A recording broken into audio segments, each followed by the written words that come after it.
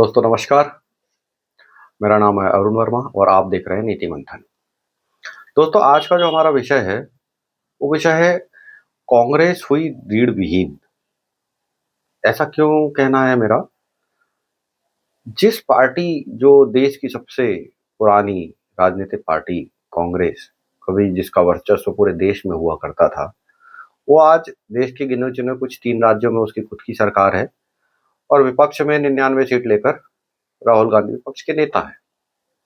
परंतु अगर हम देखें तो क्या कांग्रेस किसी भी तरीके से एक जो राष्ट्रीय पार्टी का जो दर्जा उसको हासिल है, क्या उसपे वो कहीं पे भी खरी उतरती है?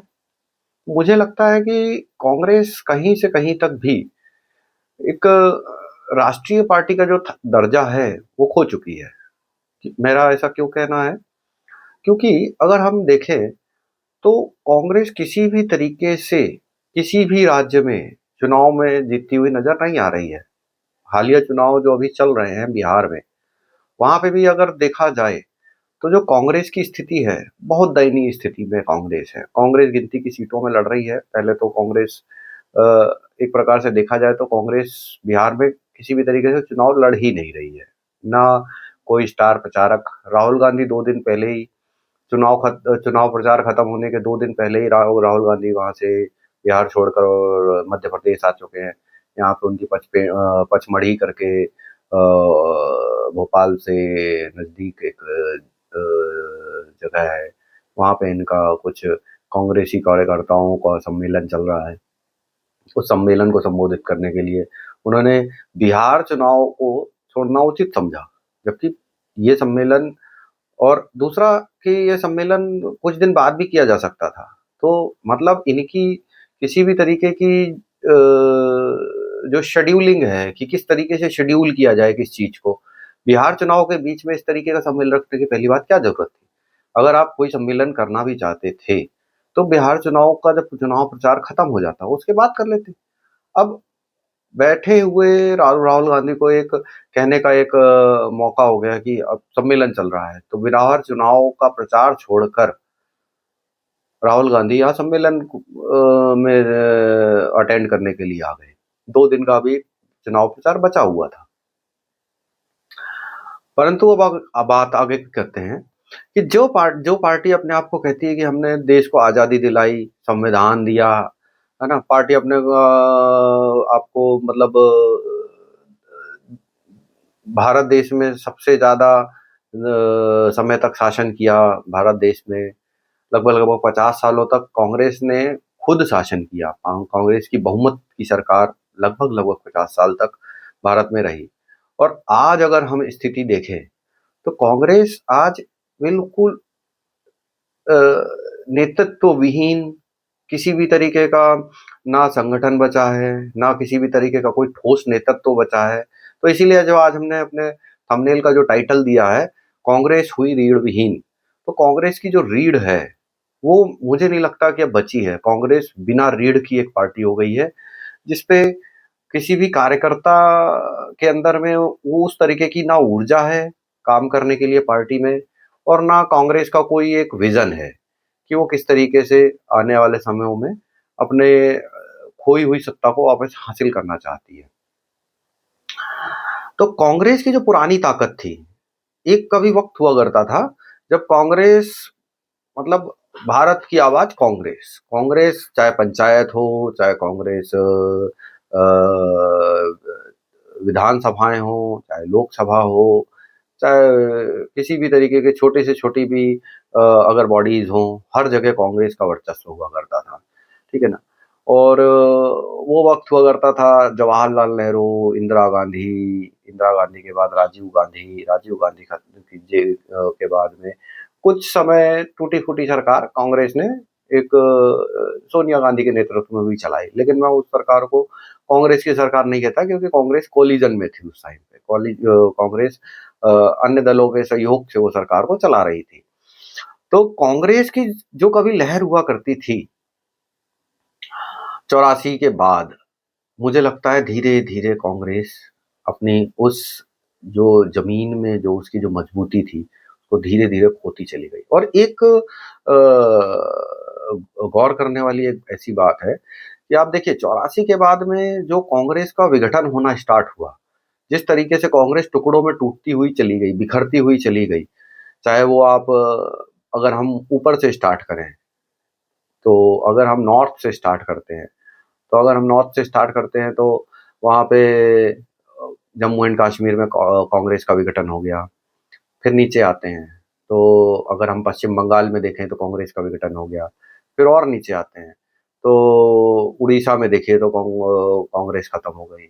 और अगर बिहार को देखते हैं, उत्तर प्रदेश को देखते हैं, मध्य प्रदेश में तो खैर कोई दूसरी पार्टी कांग्रेस के अलावा नहीं है। राजस्थान और मध्य प्रदेश और छत्तीसगढ़, ये 3 राज्य अभी भी ऐसे बचे हैं जहाँ पे कांग्रेस और भाजपा आमने-सामने की लड़ाई लड़ती हैं। परंतु महाराष्ट्र को देखिए तो वहाँ पे भी विघटन हो गया। तेलंगाना में देखिए तो विघटन हो गया। पहले जो आंध्र प्रदेश के नाम से जाना जाता था, वहाँ पे विघटन हुआ। उसके बाद तेलंगाना देखिए, उसके बाद आंध्र प्रदेश देखिए, अभी का तेलंगाना देख लीजिए, कर्नाटका देख लीजिए, नीचे चले जाइए केरल देख लीजिए, और तमिलनाडु देख लीजिए। सभी जगह देखा जाए तो कांग्रेस का विघटन होता गया और होने के बाद आज की जो स्थिति है कांग्रेस की, कांग्रेस गिनती के 3 राज्यों में बची है और केंद्र में तो कांग्रेस की जितनी सीटें हैं, तो पूर्ण बहुमत की तो बात बहुत दूर है। कांग्रेस पूर्ण बहुमत को हासिल करने में कांग्रेस को, मुझे लगता है कि बहुत ही ज़्यादा कड़ी मेहनत करने की ज़रूरत पड़ेगी, क्योंकि 272 सीटें लाना और 99 सीट से 272 सीटों का जो फासला है, और जो कांग्रेस की अभी जो क्रियाकलाप हैं, उन क्रियाकलापों से तो मुझे नहीं लगता कि किसी भी तरीके से कांग्रेस अपना 272 का जो आंकड़ा है वो आने वाले अभी 20, 25, 30 साल में भी छू पाएगी। तो कांग्रेस में नेतृत्व का संकट आया क्यों? नेतृत्व कांग्रेस का इस तरीके से धीरे-धीरे विघटित क्यों होता चला गया? कांग्रेस के अंदर जो सबसे बड़ी समस्या मैं देख रहा हूँ वो नेतृत्व की है।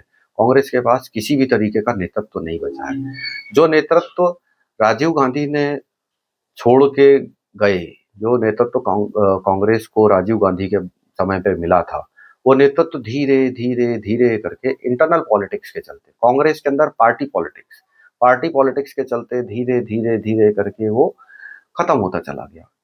अच्छे बड़े-बड़े नेता या तो विघटन के साथ में उन्होंने अपनी खुद की पार्टियां बना ली, या तो वो छोड़कर किसी दूसरे दलों को उन्होंने ज्वाइन कर लिया। और आज की जो स्थिति है, कांग्रेस का अगर हम नेतृत्व देखेंगे, तो आज के स्थिति में पहली बात तो यही चीज क्लियर नहीं है कि कांग्रेस का नेतृत्व कर कौन रहा है। कांग्रेस का नेतृत्व क्या मल्लिकार्जुन खड़गे कर रहे हैं, या कांग्रेस का नेतृत्व राहुल गांधी कर रहे हैं? क्योंकि अगर हम बिहार चुनाव की बात करें, तो बिहार चुनाव में मैंने तो मल्लिकार्जुन खड़गे को कहीं से कहीं तक, ना एक रैली, ना किसी भी तरीके के सीट बंटवारे में किसी तरीके का पार्टिसिपेशन, ना किसी भी तरीके का आगे रहकर मैनिफेस्टो मैनिफेस्टो का जो लॉन्च हुआ था उसमें कहीं से कहीं तक भी मल्लिकार्जुन खड़गे हर जगह से नदारत हैं। ना उनका कोई पोस्टर, राहुल गांधी का पोस्टर लगा हुआ, हर जगह राहुल गांधी, हर जगह राहुल गांधी। तो क्या जिस तरीके से 10 साल कांग्रेस ने एक, जैसा कि मीडिया में सभी जगह इस तरीके की ही चर्चाएं की जाती है कि मनमोहन सिंह एक रिमोट से चलने वाले प्रधानमंत्री थे, तो क्या उसी तरीके की स्थिति मल्लिकार्जुन खड़गे की भी है कि मल्लिकार्जुन खड़गे केवल नाम मात्र के कांग्रेस अध्यक्ष हैं? उनका किसी भी तरीके का कोई भी निर्णय कांग्रेस पार्टी में जो किसी भी तरीके का कोई भी निर्णय अगर लिया जाता है, तो उसमें मल्लिकार्जुन खड़गे जी का किसी भी तरीके का कोई भी पार्टिसिपेशन होता भी है कि नहीं होता है? मुझे तो नहीं लगता होता है। मैं तो कहीं देख रहा हूँ कांग्रेस पार्टी के किसी भी निर्णय में मल्लिकार्जुन खड़गे जी का कहीं से कहीं तक, दूर तक कोई नामो निशान नहीं है। और बिहार का एक इलेक्शन जो है, बिहार इलेक्शन अगर आप देखते हैं, तो बिहार इलेक्शन कांग्रेस की जो अभी करंट में जो स्थिति है, वास्तविक स्थिति जो है, उसको देखकर बहुत ही ज़्यादा कांग्रेस को अपने अंदर में विचार करने की ज़रूरत है। कांग्रेस का बिहार में कोई एक ढंग का स्टार प्रचारक नहीं है, जो बिहार का एक प्रमुख नेता हो, गायब है। कोई पार्ट, इवन मुझे तो नहीं लगता कि पूरे देश में अगर सर्वे कर लिया जाए और पूछ लिया जाए कि बिहार का एक ऐसा आप नेता बताइए जो कांग्रेस पार्टी का एक बहुत ही मजबूत नेता हो, जिसके पास में नेतृत्व क्षमता हो। तो कन्हैया कुमार को छोड़ दीजिए, कन्हैया कुमार को मैं कहीं से कहीं तक नेता नहीं मानता। कन्हैया कुमार एक प्रकार की केवल एक अवसरवादिता का उपजा हुआ एक परिणाम है। वो पहले आप देख लीजिए तो वामपंथ की तरफ उनका झुकाव रहा, वामपंथ छोड़ के उन्होंने आए तो कांग्रेस ज्वाइन कर ली। अब कांग्रेस के बाद में अगर और कहीं मौका मिलेगा तो वहां चले जाएंगे। तो वो एक अवसरवादी नेता है, तो उनको हम किसी भी तरीके से कांग्रेस के नेता, जिनको कहना चाहिए कि जन आधार वाले नेता के रूप में, तो मैं कहीं से कहीं तक नहीं मानता। एक अभद्र अभद्र व्यक्तित्व है वो, अभद्र व्यक्तित्व। किसी भी तरीके का उनसे अगर आप बात करेंगे, किसी भी तरीके के उनके इंटरव्यू देखेंगे, हालिया इंटरव्यूज देखिए, अगर उनसे पूछा गया कि आप क्या आपका रोड मैप रहेगा, जिस हिसाब से आपके मैनिफेस्टो में दिया गया है कि हम हर घर में एक सरकारी नौकरी दी जाएगी, तो उनके जवाब सुनिए, आप जवाब सुन के आप हौचक्के रह जाएंगे किस तरीके से वो एंकर्स के साथ में अभद्र तरीके से उनके व्यवहार रहे हैं। और इसके पहले भी उनकी जो हिस्ट्री अगर आप देखेंगे तो कैसी उनकी हिस्ट्री रही है एंकर्स के साथ में, टीवी चैनल्स में, और किस तरीके की अभद्र भाषा का वो मतलब प्रयोग करते हैं। तो किसी भी तरीके कोई भी नेता जब अभद्रता पे उतर आता है तो उसका अर्थ यही माना जाता है कि उसके पास में जवाब देने के लिए तर्क नहीं बचे हैं। जब वो तर्क नहीं बचते हैं तो अभद्रता पे आ जाते हैं। अब अगर हम बात करें तो पिछले कुछ दिनों से अगर अपन देखें, मिलिंद देवड़ा, अशोक चौहान, गौरव वल्लभ, जितिन प्रसाद, आरपीएन सिंह, ज्योतिरादित्य सिंधिया, कपिल सिब्बल, गुलाम नबी आजाद, और उधर से हेमंत बिश्व शर्मा, ऐसी बहुत बड़ी फहरिस्त है, ऐसी बहुत बड़ी फहरिस्त है जिनको हम एक बड़े नेता के तौर पर कांग्रेस में, जिनको हम रीढ़ बोलते हैं कि कांग्रेस की एक रीढ़, जिस जिस जो छोटे छोटे नेताओं से मिल के जो एक रीढ़ बनती है, जिनका व्यक्तित्व, जिनका लीडर के जैसा एक्सेप्टेंस हो पार्टी के अंदर में, इन नेताओं को धीरे धीरे कांग्रेस पार्टी खोती चली गई। और इसीलिए कांग्रेस पार्टी की आज ये मनोस्थिति है। कांग्रेस पार्टी किसी भी तरीके से रीढ़ विहीन, कांग्रेस पार्टी के अंदर रीढ़ नहीं बची है। नाम मात्र की पार्टी रह गई है, मुझे लगता है कि नाम मात्र की पार्टी रह गई है। किसी भी तरीके से ना कोई विचारधारा समझ में आ रही है कांग्रेस पार्टी की कि किस विचारधारा को लेकर आप आगे बढ़ना चाहते हैं। आप सेना पे किसी भी तरीके, सेना मतलब हमारे यहाँ पे आपका भी शासन रहा है, आपने 50 साल आप बहुमत में रहे हैं, 50 साल आपने शासन किया है, उसके बाद आपने 10 साल कोलिजन की सरकार चलाई है। क्या कभी आपने खुद सेना में इस तरीके का काम किया है क्या? जो आप वक्तव्य दे रहे हैं कि 20% जो है वो 10% जो है वो पूरी सेना को कंट्रोल करता है? तो क्या क्या ये तर्क कहीं से भी किसी भी तर्क संगत बात लगती है? मुझे तो नहीं लगती, किसी भी आदमी को नहीं लगेगी, क्योंकि सेना में सिलेक्शन का एक प्रोसेस है, उस प्रोसेस को हर आदमी को फॉलो करना है। और सेना जिस तरीके के, हमारी भारतीय सेना जिस तरीके से नियमों और कानूनों का पालन करती है, ये किसी से छुपा ढका नहीं है। हाँ, मैं मानता हूँ कि कहीं एक लोअर ग्रेड के किसी चपरासी की इस तरीके की और छोटी मोटी कोई ऐसी चीजें होती हैं जो कॉन्ट्रेक्चुअल बेसिस के जो कोई जॉब्स होते हैं, उन जॉब्स में आप सोच सिफारिश लगा सकते हैं। लेकिन अगर आप बोलेंगे brigadier, colonel, general, major general और बड़े बड़े जो ओहदों पे बैठे हुए लोग हैं, वो आरक्षण मतलब आप कहते हैं सवर्ण वर्ग के लोग आके उस पर कब्जा करके रखा हुआ है, 10% लोगों ने उस पर कब्जा कर रखा हुआ है। कैसे पॉसिबल है? कैसे वो कहीं से कहीं तक वो बात तर्क संगत नहीं लगती है। और अगर आप इनके फ्रस्ट्रेशन का लेवल, जो फ्रस्ट्रेशन का लेवल है, आप वो फ्रस्ट्रेशन का लेवल देखिए, है कि आप रील बनाएंगे, अगर आप जियो के मोबाइल से रील बनाएंगे तो वो रील बनाने से अडानी को फायदा होगा। अरे अडानी क्या सपने में भी आने लगा है? अडानी को कैसे फायदा होगा? ये सोचने वाली बात है, आप सोचने वाली बात है। अब आप कॉन्ट्राडिक्टरी अगर आप स्टेटमेंट्स और एक्टिविटीज को देखें, एक दिन पहले राहुल गांधी अपनी रैली में कहते हैं कि नरेंद्र मोदी वोट के लिए स्टेज में नाच देगा, डांस करेंगे, अगर आपको आपका वोट चाहिए तो डांस करेंगे, और अगले दिन आप नाव से जाकर तालाब में कूद जाते हो। है? तो आप तालाब में क्यों कूद गए? आपने भी एक नृत्य कर दिया वहां पे जाके। क्या था उसका, क्या पर्पस था? अगर आप क्या करना चाहते थे? लोगों को क्या दिखाना चाहते थे कि आपको तैरना आता है? क्या आपको मछली पकड़नी आती है? हैं? ये नेतृत्व ये आपके नेतृत्व क्षमता का किसी भी तरीके से पैमाना नहीं हो सकता। कोई भी आदमी आपको अगर नेतृत्व क्षमता के पैमाने पर अगर रेट करेगा, तो उसमें मछली पकड़ना, कुली बन जाना, मोटर बाइक का रिपेयर कर देना, ये कर देना, वो तरह तरीके के अलग अलग तरीके के आप एक्टिविटीज कर रहे हैं, ये नेतृत्व क्षमता नहीं कहलाती। नेतृत्व क्षमता नहीं कहलाती। आप जाइए, लोगों से बात कीजिए, उनकी समस्याओं को समझिए, उन समस्याओं को सही तर्क संगत तरीके से अपनी रैलियों में आप लेके आइए, रैलियों में बोलिए। फ्रीडम ऑफ स्पीच है। वैसे तो आप कुछ भी उठपटांग, फ्रीडम ऑफ स्पीच तो आपके लिए कोई मायने नहीं रखती।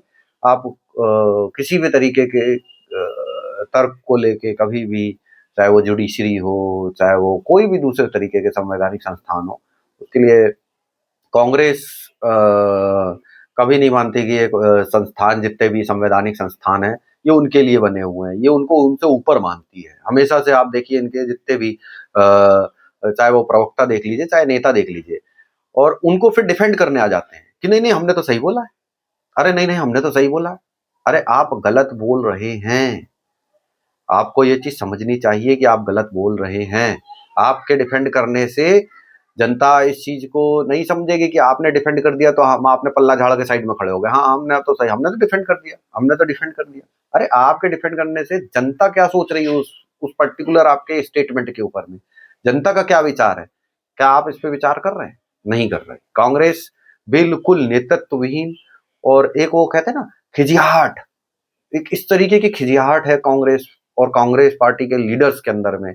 आप वो देखने को मिलता है। आप उनके वक्तव्य देखिए, आप उनके बोलने का एटीट्यूड देखिए, आप उनके ट्विटर अकाउंट्स देखिए, जिस तरीके से वो मुद्दा कोई नहीं, किसी भी मुद्दे को नहीं। अभी कांग्रेस पार्टी में राहुल गांधी ने हरियाणा के चुनाव के ऊपर में जस्ट वोटिंग के एक दिन पहले, बिहार वोटिंग के एक दिन पहले, वोट चोरी का हाइड्रोजन बम, वोट चोरी का हाइड्रोजन बम। अरे हाइड्रोजन बम ठीक है, तर्क संगत कितना था वो?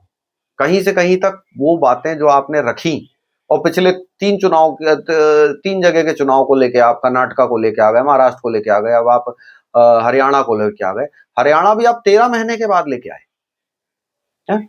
हरियाणा के चुनाव में अगर इस तरीके की कोई, किसी तरीके की आपको ऐसा लगा कि प्रॉब्लम्स थी, या फिर आपको ऐसा लगा कि जो आप कहते हैं वोट चोरी, पहली बात तो वोट चोरी शब्द ही गलत है।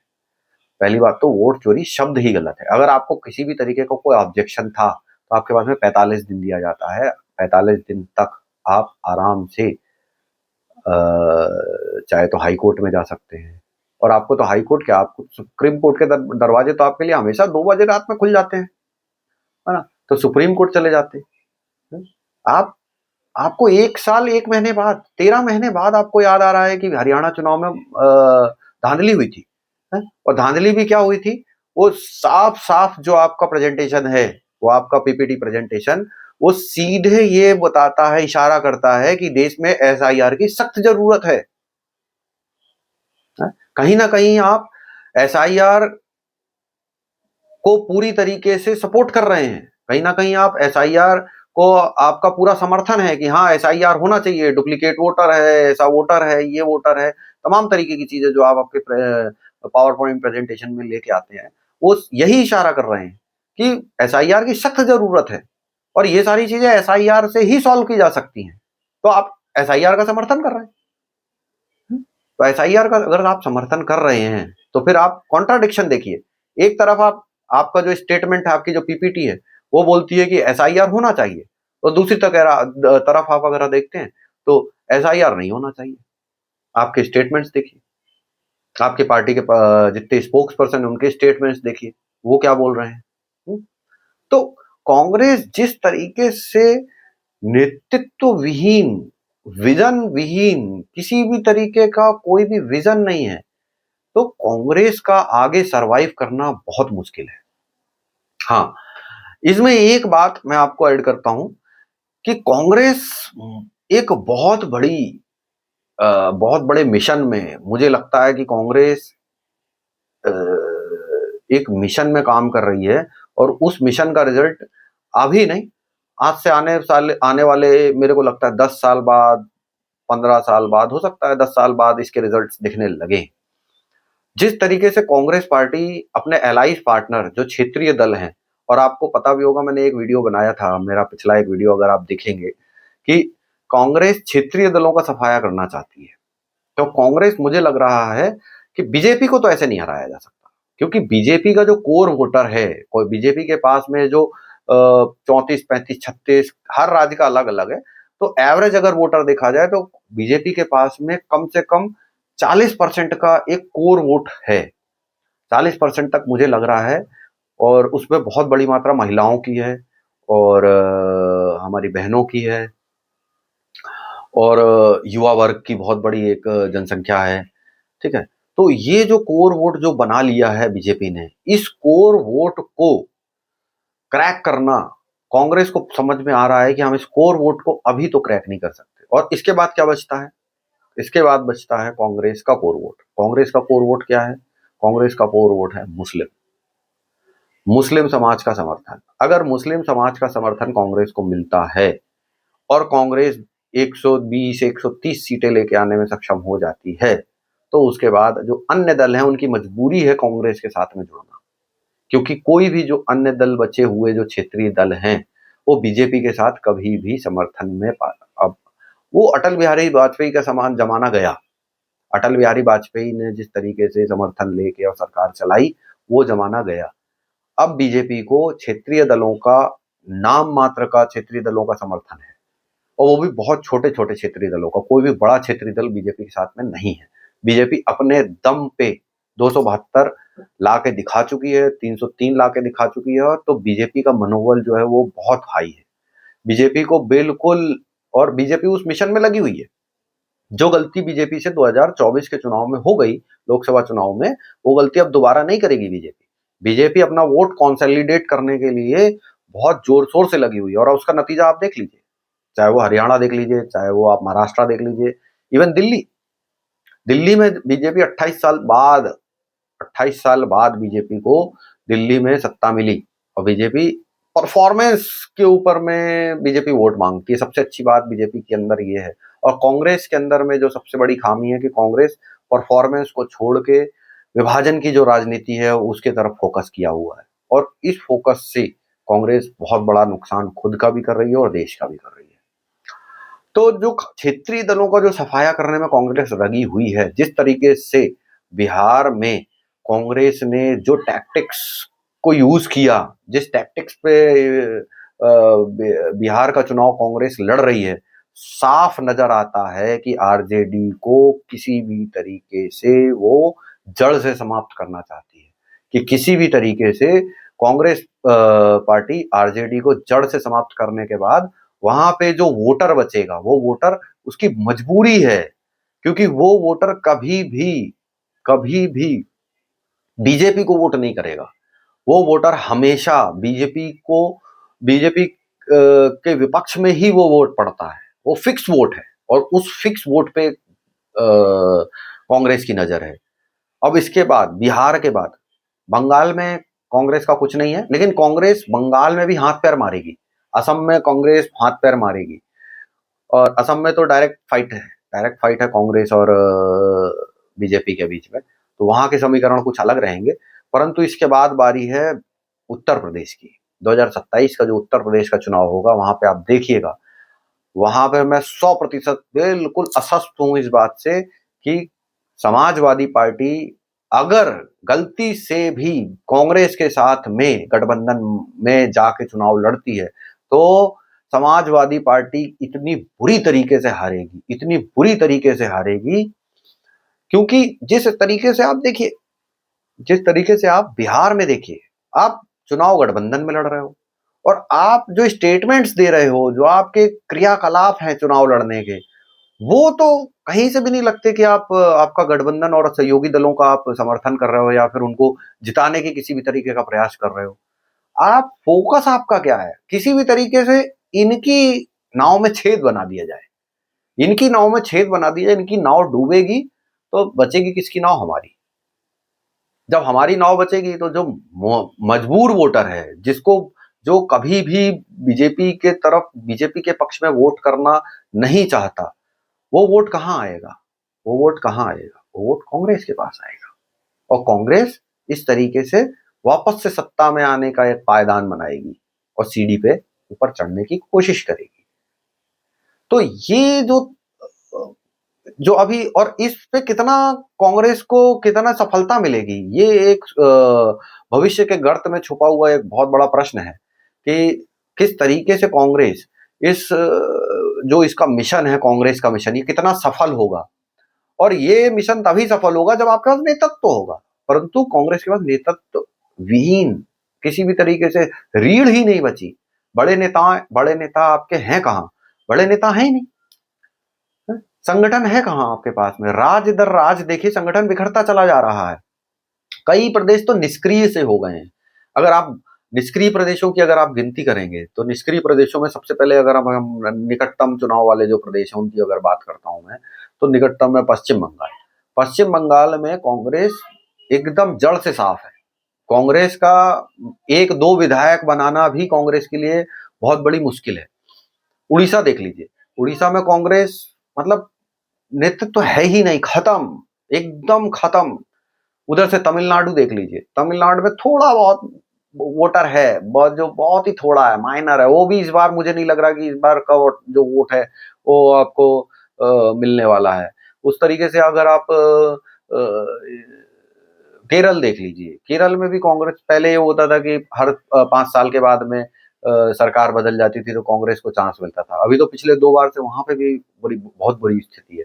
और मैंने आपको शायद पिछले एक वीडियो में बताया भी था, जहां लगातार 2 बार कांग्रेस सत्ता से हट जाती है तो वहां से सत्ता से आप एकदम साफ हो जाती है। उसके बाद कांग्रेस का वापस कमबैक करना बहुत मुश्किल होता है। गुजरात देख लीजिए, गुजरात से गायब तो गायब।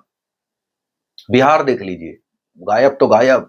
तो जिस तरीके से आपके बहुत सारे ऐसे राज्य हैं जिन राज्यों में जो कांग्रेस है बिल्कुल सत्ता से, बिल्कुल सत्ता और संगठन से एकदम विहीन। तो इन इस तरीके के परफॉर्मेंस से कांग्रेस का उभरना मुझे लगता है कि बहुत ही मुश्किल है, बहुत ही मुश्किल है। कांग्रेस का संगठन में काम करना बहुत जरूरी है। कांग्रेस को अपने संगठन में काम करना चाहिए। चुनाव लड़ने से पहले आप संगठन में काम कीजिए। ऐसे पॉकेट्स चेक कीजिए जहां पे आपका वोट अभी भी बाकी है, उन पॉकेट से स्टार्ट कीजिए।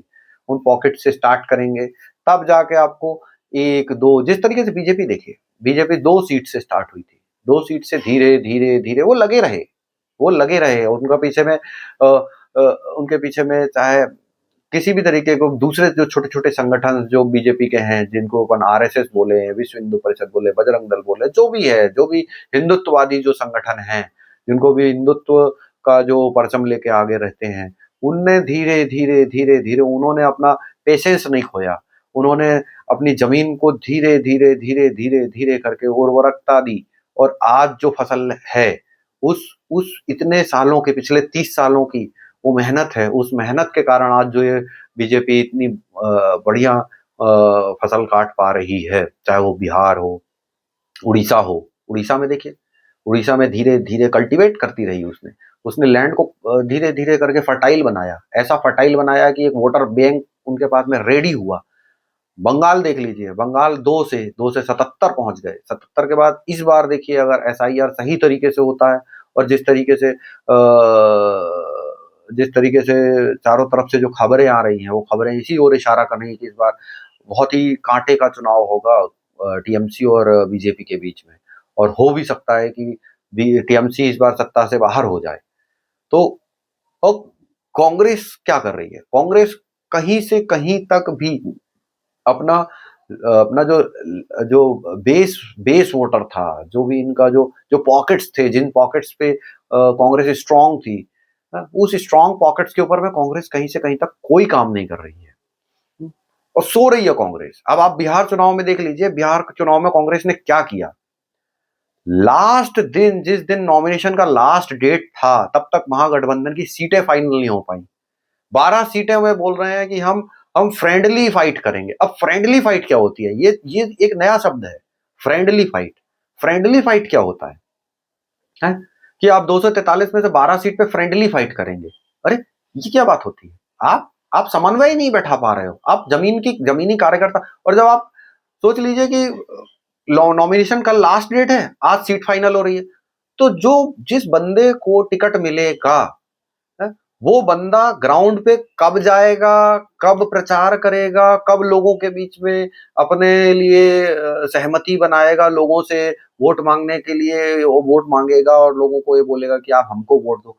क्या वो उसके दिमाग में चल रहा है, किस तरीके से वो जनप्रतिनिधि बनेगा और क्या अपनी आने वाली योजनाएं हैं, कैसे किस तरीके से, क्या इतना एक 10 से 15 दिन का समय मिलता है? उस 10-15 दिन में क्या कोई मैजिक स्टिक लेके घूम रहा है क्या कोई भी कार्यकर्ता या फिर कोई भी प्रत्याशी? जो जाएगा बस टिकट मिल गया, बोले बस मैजिक स्टिक मारूंगा मैं तो सारे चुनाव अदल बदल हो जाएगा। तो आपके पास में किसी भी तरीके का कोई रोड मैप नहीं है। आप बिना रोड मैप के आप चुनाव में उतर रहे हैं, और बहुत बुरी स्थिति होने वाली है कांग्रेस की। ये बिहार चुनाव में कांग्रेस, मुझे लगता है कि 5-7 सीट भी मिल जाए अगर कांग्रेस को, मुझे जो मेरा अनुमान है कि 5-7 सीट भी अगर कांग्रेस को मिल जाए तो बहुत बड़ी बात होगी, बहुत बड़ी बात होगी। और जिस तरीके के जो वादे किए हैं, जिस तरीके के जो आपने मैनिफेस्टो दिए हैं, उस मैनिफेस्टो में किसी को 1% भी भरोसा नहीं है। कैसे आप 1.5 करोड़, पौने 2 करोड़ नौकरियां आप सृजित कर देंगे, वो भी सरकारी? है? कैसे? आपका बजट कहाँ है? आपका बजट है नहीं। आप बोल रहे हो कि जीविका दीदी को 2,500 रुपए हम महीना देंगे। आप बोल रहे हो हम सरकारी नौकरी दे देंगे। आप बोल रहे हो कि हम 30-30 हजार रुपए अलग से देंगे। तो ये जो आप पैसों का जो आप बोल रहे हो कि पोर्टल ही खोल देंगे, हम सब कुछ कर देंगे, तो फिर क्या बाकी जितने भी गवर्नमेंट ऑफिसेज हैं, जो बाकी सारी चीजें हैं, म्युनिसिपल कॉर्पोरेशंस हैं, रोडों की व्यवस्था है, पानी की व्यवस्था है, बिजली की व्यवस्था है, ये कहीं आसमान से आएगा इसके लिए पैसा? इसके लिए आसमान से आएगा पैसा? कहाँ से आएगा पैसा? पैसे का कुछ अता पता नहीं, बातें आप ऐसी कर दे रहे हो। बजट आपका 3.25 लाख करोड़ रुपए का है, बातें आप कर रहे हो 12 लाख 14 लाख करोड़ रुपए की। कैसे पॉसिबल है? कहाँ से आएगा पैसा? और बातें सुनो, आप ऐसी ऐसी बातें, इनके मतलब आरजेडी हो चाहे कांग्रेस हो, इनके प्रवक्ताओं की अगर बातें सुनते हैं तो बातें ऐसी करते हैं कि हाँ हाँ रोड मैप है हमारे पास में, हम ये करेंगे, हम वो करेंगे, हम इंडस्ट्री लगा देंगे, हम मखाना बोर्ड बना दे, मखाना फैक्ट्री बनाएंगे, हम फूड प्रोसेसिंग ये करेंगे, वो करेंगे, फलाना करेंगे। अरे ये क्या ऐसे चुटकी बजाने वाले काम है क्या? कि आपने बोल दिया आके स्टेज पे खड़े होके कि हम ये इंडस्ट्री लगा देंगे, हम वो इंडस्ट्री लगा देंगे, हम एग्रो बेस्ड इंडस्ट्री लगा देंगे, हम फूड प्रोसेसिंग यूनिट्स लगा देंगे, तो क्या ये ऐसे चुटकी बजाएंगे और इंडस्ट्री चालू है? ऐसा पॉसिबल है? इंडस्ट्री लगाने में 3-3 4-4 साल लग जाते हैं, 4-4 साल बाद भी फुल फ्लेजेडली इंडस्ट्रीज अपने 100% आउटपुट पे आके काम नहीं कर पाती। छोटी इंडस्ट्री की बात कर रहा हूँ, बड़ी इंडस्ट्री की तो बात ही नहीं कर रहा हूँ, छोटी इंडस्ट्री की बात कर रहा हूँ। तो छोटी फूड प्रोसेसिंग जैसी इंडस्ट्रीज को अगर आपको लगाना है तो कम से कम बेयर मिनिमम आपको 2.5 से 3 साल लग जाएगा फुल फ्लेजेड एक यूनिट को स्टार्ट करने के लिए। तो 2.5 से 3 साल जब आपका यहाँ लग जाएगा, और उसके लिए पैसा कहाँ से आएगा? जब आप सारा पैसा बजट का जितना भी एलोकेटेड अमाउंट जो है, वो सारा पैसा जब आप जीविका दीदी और सरकारी नौकरी जो आपके वादे किए हुए हैं कि 20 दिन के अंदर हम आयोग का गठन कर देंगे और 20 महीने के अंदर हम नौकरियां बांट देंगे, तो उससे पैसा कहाँ बचेगा आपके पास? इंडस्ट्री लगाने के लिए पैसा चाहिए, लैंड एक्वायर करना चाहिए। उसके बाद किस तरीके की इंडस्ट्री लगाओगे आप? उसके लिए आपके पास में कौन कौन वो लोग होंगे? कि इंडस्ट्री सरकार तो नहीं लगा देगी है कि इंडस्ट्री सरकार बनवा देगी, कि सरकार बना देगी, हाँ हाँ अब बोले हम टमाटर का प्यूरी बना के हम बेचेंगे, तो सरकार लग गई, बोले फैक्ट्री लगा दो, सरकारी फैक्ट्री। तो इतना पैसा तो है नहीं सरकार के पास में। कहाँ है वो लोग? कहाँ है आपका? आपने कभी किसी किसी इंडस्ट्रियलिस्ट का नाम लिया कि हमने फलानी फूड प्रोसेसिंग यूनिट से बात कर रखी है, हम फलाने लोगों से बात करके रखी है, हम इनसे बात करके रखी है, ये रोड मैप है, यहाँ पे लगाएंगे, इतनी बिजली की खपत होगी, यहाँ से बिजली आएगी, यहाँ से पानी लगेगा, यहाँ से ये हमारे पास में सड़क की व्यवस्था है। तो बाकी सारी चीजें कहाँ है? बोलने से क्या होता है? तो इस तरीके से बिहार का अगर जो चुनाव देखें तो बिहार के चुनाव में बहुत बुरी हार होने वाली है कांग्रेस और महागठबंधन की। और कांग्रेस तो खैर उसको चुनाव हारने से कोई फर्क नहीं पड़ता। कांग्रेस अगर आप देखें तो लगातार चुनाव हारने का रिकॉर्ड जिस तरीके से बनाती चली जा रही है, तो जो इनके पूर्वज हैं जिन्होंने 414 सीटें हैं, 300 सीटें हैं, 320 सीटें हैं और ऐसी-ऐसी सीटें हासिल की हैं, वो अगर ऊपर से देखते होंगे तो वो सोचते होंगे, ऊपर से वो खुद भी रोते होंगे देख के कि आज हमारी हमारी कांग्रेस की क्या स्थिति है, हमने किस हाल में छोड़ा था और हमारी आज कांग्रेस की क्या स्थिति है। तो दोस्तों, आज के इस विषय को यहीं समाप्त करते हैं और अगला जो वीडियो है बहुत इंटरेस्टिंग वीडियो लेके आने वाला हूँ आपके लिए मैं, तो ज़रूर अगला वीडियो का आप इंतज़ार कीजिएगा और उम्मीद करता हूँ कि आपको ये मेरा कंटेंट पसंद आया होगा। अगर पसंद आया है तो मेरे चैनल को सब्सक्राइब करें और वीडियो को लाइक करें और ज़्यादा से ज़्यादा लोगों तक शेयर करें, जिससे कि मैं अपना चैनल थोड़ा ग्रो करने में मुझे आप लोगों की सहायता की जो ज़रूरत है, वो मेरा चैनल ग्रो हो और आने वाले समय में भी मैं आपको इसी तरीके के इन्फॉर्मेटिव वीडियोज़ देता रहूँगा।